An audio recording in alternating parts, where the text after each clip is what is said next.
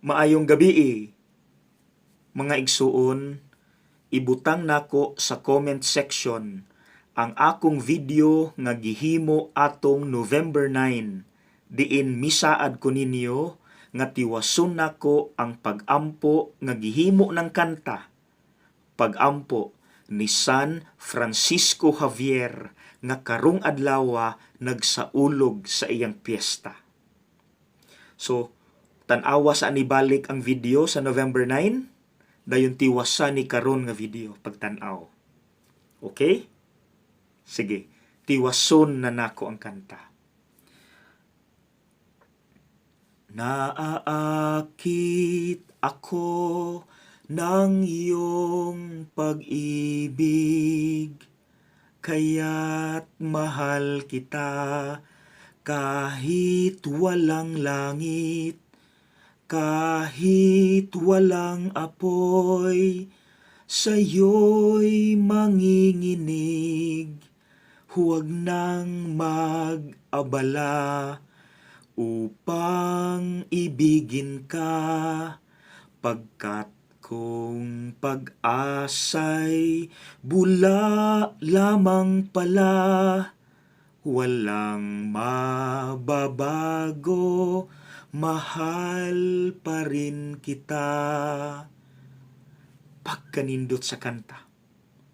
Kamo, kita, unsa may atong tuyo nganong misimba kita.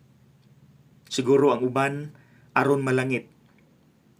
Siguro ang uban, mahadlok maimpyerno. Pero kana di ay nga klase sa gugma, mabaw pa na, or kondisyonal. Ang lalum di ay nga gugma sa Dios is ang katong pag-ampo ni San Francisco Javier. Nga Lord, gihigugma ta ka dili tungod sa langit nga imong gi-offer. Wala pug ko nahadlok sa impyerno, Lord, aron higugmaon ka nako. Gihigugma ta ka, Lord, sa imong pagkaikaw. Mga igsuon, ang advantage manggod kung you love God as God, or kani, the advantage manggod if you love a person as he is or as she is, bisan pag-unsay buhaton anang tawhana, dili mawala ang imong gugma anang tawhana. Example, tan-awa atong kaugalingon.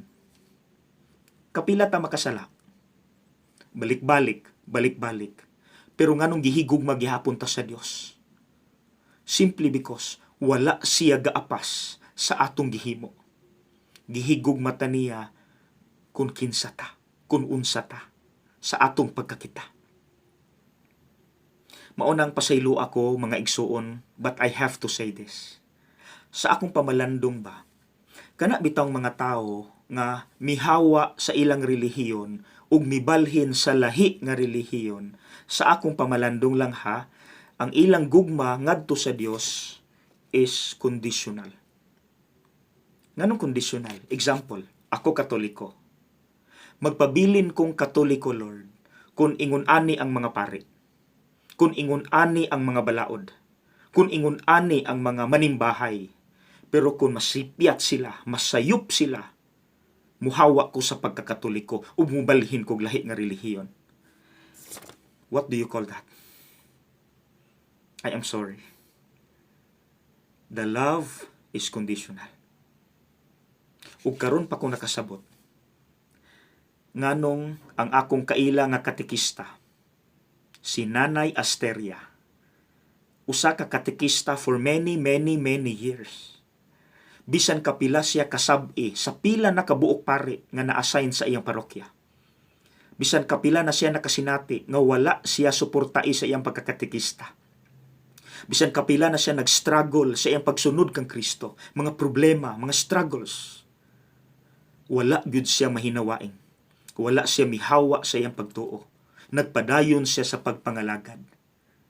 Kay di ay ang iyang gugma pareha kalalom sa gugma ni San Francisco Javier ngadto sa Dios.